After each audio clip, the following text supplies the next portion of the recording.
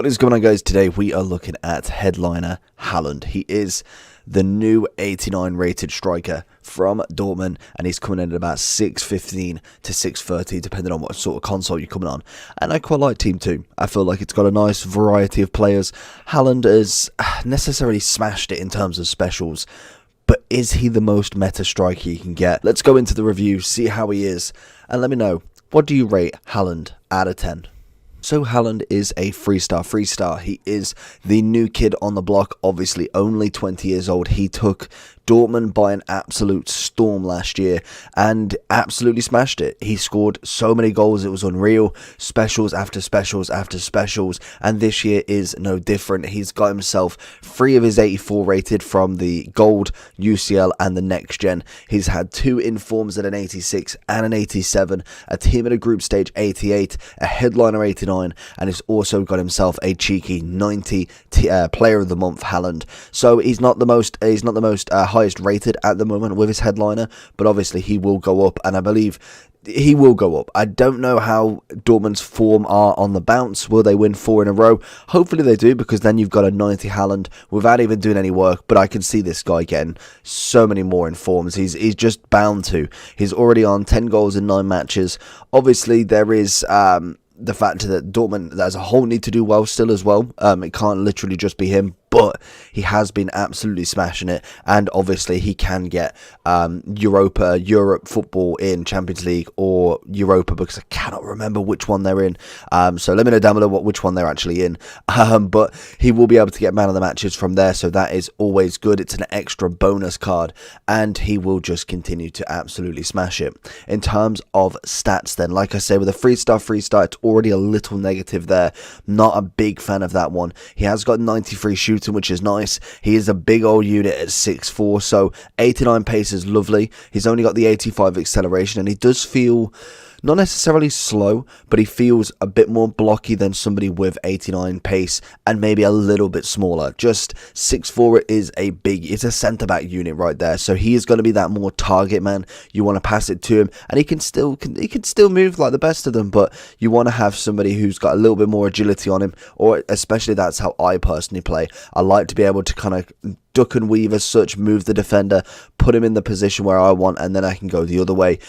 In terms of strength though, 96, not going to really see anybody taking the ball off him with that easily. And then obviously with the dribbling, we've got 84 as the overall. 74 balance is dropping it down unfortunately, but everything else is 80s and above, with 92 composure, so that's always a nice stat. In terms of chemistry style, obviously shooting is already pretty much maxed out, so the best protocol next is going to be that engine. It does turn him into a 91 rated striker, and if you did want to just say go on, let's just have it all, you could go Hunter and get a 92 rated striker, but I think for me engine gives him that more all-round feel, which we'll have a look at the end. But let's look at the gameplay and see what Haland did. So then with Haland, we tried him in one of the objective friendly games, and he did pretty well. He's not necessarily the greatest. I don't know what I tried there. I should have went with a shot. I thought I was going to be trying sneaky and kind of move it backwards. Realised after the first couple of minutes, he's not the most agile player. And we see time and time again, he's getting through, he's making moves, but not necessarily always scoring. That's always something that I've had a problem with Haland, from his gold card to his informs. It's always just that slight out. And I realised the first review and the gold review, I actually didn't know that he was left-footed. I kind of knew it, but then I didn't do it. I just kept putting him onto his right. I feel like it was the position I had him in. It just constantly got him to his right, whereas this time around, I've managed to kind of like nail it down to his left. And even then, there's times where I'm thinking, he's not amazing in front of goal. Like, he's got a good shot on him, but in terms of like clinical, I don't know if I'd choose somebody else, to be honest with you. And he does get himself around, and he is 6'4", so he does manage to kind of put his body about, and he can have that strength kind of thing to knock off Virgil, to get Gomez, Varane. There's plenty out there, and here we go. We get very lucky with that second rebound, luckily managing to get it a little ball roll inside, and the keeper just gives it back to me. And we see time and time again, we could easily have gone with the sweat there, but we tried the finesse. Unfortunately, didn't pay out for us that time.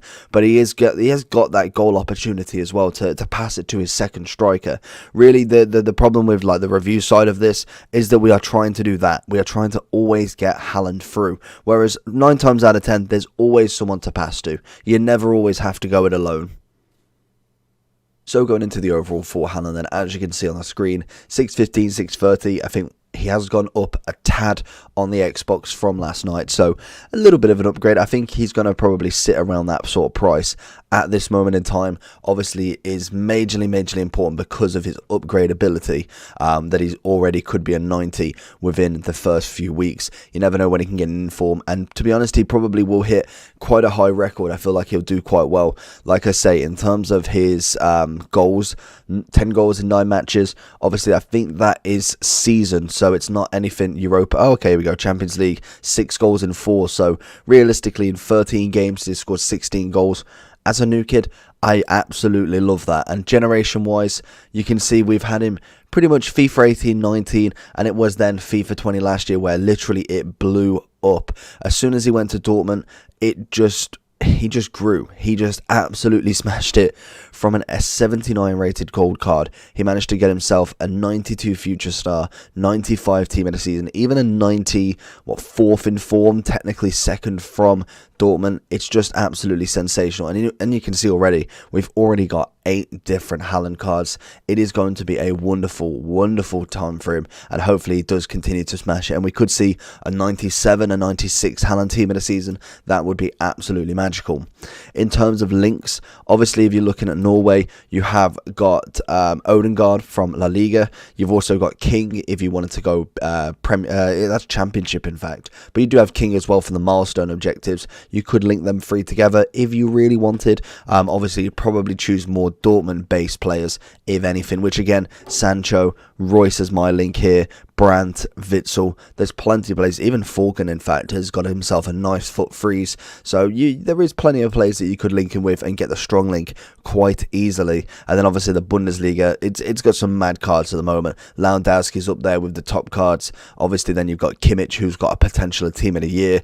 Gnabry is a cracking freeze card, and then you've got like Douglas Costa, and then you keep going down and you'll just continue. Goretzka's actually looks quite a nice card. He's going to be coming up soon as well, so stay tuned for that. Make sure you like and subscribe. But personally, 8.8, I think he's a relatively good player.